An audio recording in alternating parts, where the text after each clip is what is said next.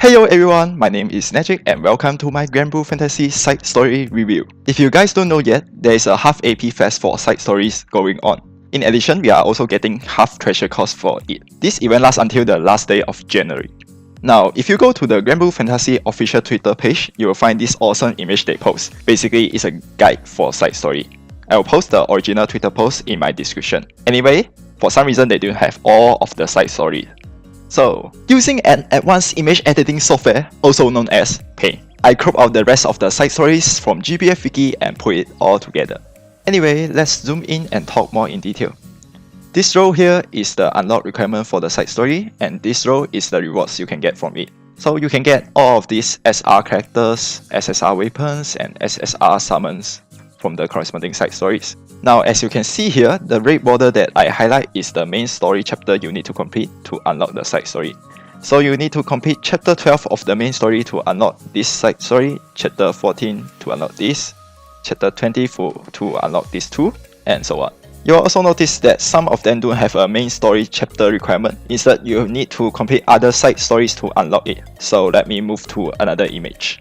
Now, as you can see here, I draw some sort of my map here. So for the first one, I think it's called the Cowardly Hero and the Captive Princess. You need to complete the Festival of Falling Flames. And for this one, you need to complete the Defender's Oath. And for this one, you need to complete this.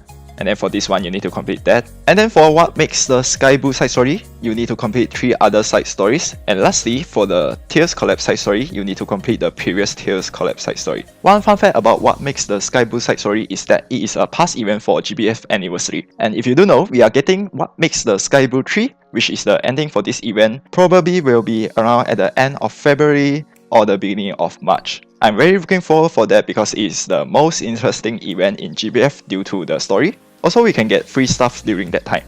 Anyway, let's go back to the previous page. Now, looking back at the reward row, you will notice I use a blue border to highlight some weapon. You can get those weapons that I highlight once you complete the ending of the corresponding side stories. So once you complete the ending, the weapon will just be in your crate. When you collect them, there will be max limit break and max level. Or in other words, they are level 100. But keep in mind that their weapon skill is level 1. Also, if you complete the boss battle, which is after the ending, you will get the max limit break summon, but they are level 1.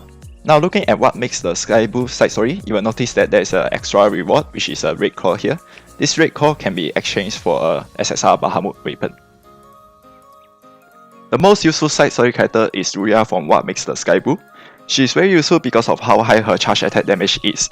Also, her second skill is a very useful 50% chance to deal 30% more damage crit. Not to mention, she can change her element according to what your MC element is. So she's a very useful character for strike time and mechanic setup. You can even use her for endgame stuff. The next character is Luna from the Shadowverse event. She is very useful because of her skill 1. You can use her skill 1 to kill your MC so you can cap your SR and R pendant faster. Next, we have Sofia from the Song of Serpent Island side story. She can be fully mid-break, therefore she has a higher attack state, and then she can heal and debuff. Do take note that her 25% defend down is what makes her very useful, because we don't have a lot of defend down characters, so you can use her and Miss to cap your defend down. Next, we have Lowen from the Let's Hand side story. He can be fully mid-break and therefore he has a higher attack state. He's useful as an attacker and as a tanker. His skill 3 makes him a very good attacker because of how good her skill 3 buff is, and then he can tank because of her support skill. Next, we have Noise from the Hero's Return side story. He can be fully mid-break, and then once he is fully mid-break, his charge attack gives a 10% fire defense down. His skill 1 is a substitute, which is very useful for raids like Ultimate Bahamut HR. And then his second skill is another 10% defense down. And then his third skill is a 20% damage cut and 20% win cut, so give a total 40%. Do take note that his skill 3 stacks with MC Parallax. Next, we have Elise from the Tears side story. Elise is very useful because of her skills. Her skill 1 is a delay, her skill 2 is a party double attack up, which gives 5 turn, and then her skill 3 is a revive. And I think she is the only dark character with revive. Next, we have Jin from the Balmy Breeze and Foamy Deep side story. Jin is useful because of his 200% charge bar max limit, so he can be very useful for strike time or mechanic setup.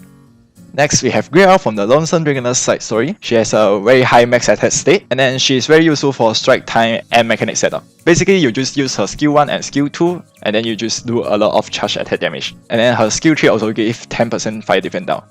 Next, we have Lancelot from the 4 Knights of a Fallen Land. He is a very easy to use water SR attacker. His first skill is a nuke, his second skill is also a nuke and give attack down and defend down. His third skill is a 100% double attack up and also give triple attack out.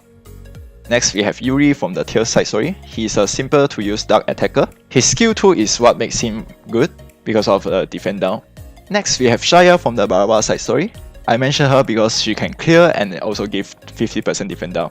Next, we have Tia from the Tales side story. She is a pretty good light supporter. Her first skill is transfer 30% of charge bar to an ally. This can be useful, for example, like your MC is using a GW dagger, so you can Orgi faster make your team multi-attack more. Her second skill is a heal, and then her charge attack gives 20% dark card. I think the most useful side story summon is the one from the Sipping Iron Giant. It is useful because of his core effect, which gives 30% dark card. Dark card is useful for Bahamut raids because of the Skyfall. So if you don't have a SR Dark Bunker, you can use him.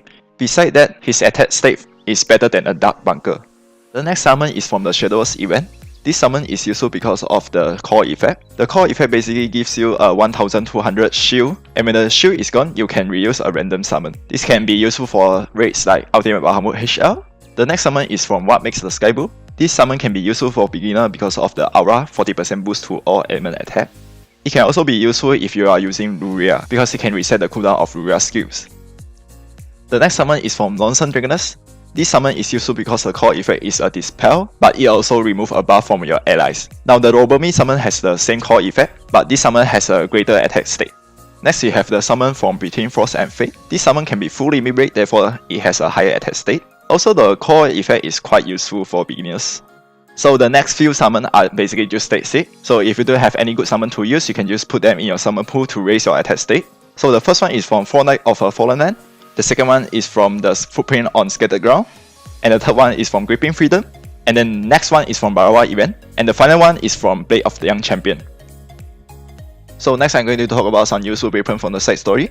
Most of these weapons are basically just EX boosts. So the first one is from the Nonsense Dragoness. This is a Wind EX staff. It also has a pretty good charge attack. Next, we have a Wind EX Hub from the Side M Fantasy. We also have another Wind EX Hub from Between Frost and Flame. The Wind EX Hub from Between Frost and Flame is better than the one from the Side M Fantasy, because this hub has a higher attack state and a useful weapon skill. The weapon skill is 5% boost to all allies debuff success rate. Next, we have the best Wind EX weapon from side story, which is the Silver Bow from Shadowverse. Now this is the best Wind EX weapon because it can be fully mid-break and therefore you can skill level it to level 15. The next one is a Dark EX Katana from the Tales side story. It has a pretty good attack state. Next, we have a Dark EX staff from the Shadowverse side story. Now this staff can be fully mid-break, therefore you can skill level it to skill level 15. Keep in mind that this staff has a very low state, so if you cannot fully mid-break this staff, I would say that the Dark Katana from the Tales side story will be a better choice. Next, we have the best Light EX weapon from the side story, which is the Tales weapon. Next, we have the Fire EX weapon also from Tales. This is also the best Fire EX weapon from side stories. Next, we have a SR weapon from Side M Fantasy. Now this is the only Water EX from side story, so if you need a Water EX, you can use this as a fueler. Next, we have a Water SR weapon from Gripping Freedom. Now this weapon is useful for Swordmaster cast because it can deal pain damage, so you can use this weapon for sliming. Some other notable rewards are draw tickets, half elixir, and soul berries. You can exchange up to 3 draw tickets, 20 half elixir, and 50 soul berries for each side story. So you can get a total of 75 draw tickets, 500 half elixirs, and 1250 soul berries. But wait, that's not all! If you complete all the chapters of the side story, including the bonus chapter and better, you will get 11,000 crystals. And if you complete all the trophies, you will get 7,230 crystals. So in total, you can get 18,230 crystals. Also, if you complete all the challenge mission, you can get a total of 19 blue sky crystal. You can see here I use a purple border to highlight which side story has blue sky crystal. Teardrop in the Sand and the Sleeping Iron Giant both have 2 blue sky crystal. And this should be a purple border. Let me fix that.